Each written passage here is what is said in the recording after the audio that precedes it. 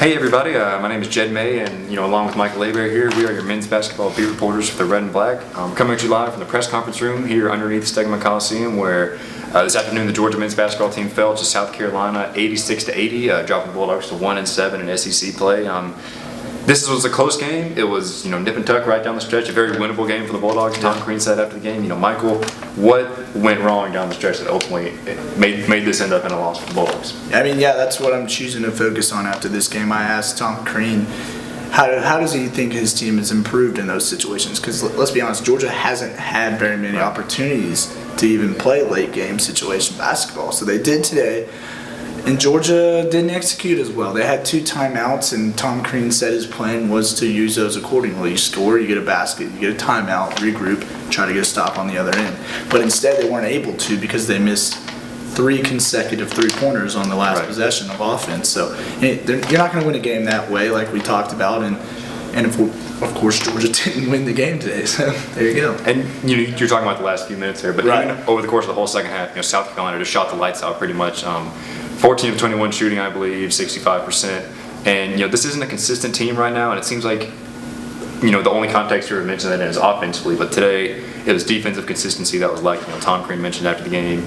The team wasn't communicating switches properly, they weren't getting hands up on shooters. All the stuff that is needed for a consistent, strong defensive effort, and it wasn't present today as the Bulldog defense gave up 86 points. But with that being said, it's not all doom and gloom. At the moment, there were some positives today. Right. I mean, you scored 80 points. You have Tyree Crump, a guy who's very consistent shooter. He can be cold. He had a cold first half, comes out the second half, shoots the ball a lot better. He finished the game 4 for 9 from the 3-point line. Derek Ogbede, another guy who's been performing well of late. He had, I think it was 16 points, correct? 16 points and 16 points. This is good video, folks. This is good stuff. 16 points, 7 rebounds. Shot the ball a lot better from the free throw line, which was his Achilles heel against Arkansas this past game before last time out. But putting that all together, Georgia scored 80 points. Just did not get enough stops defensively. I mean, and you look at the last possession, it's kind of like a microcosm of the whole season. Georgia's under a first-year head coach is learning, and there's growing pains, but they're not going to win a whole lot of games because everything's changing with this team.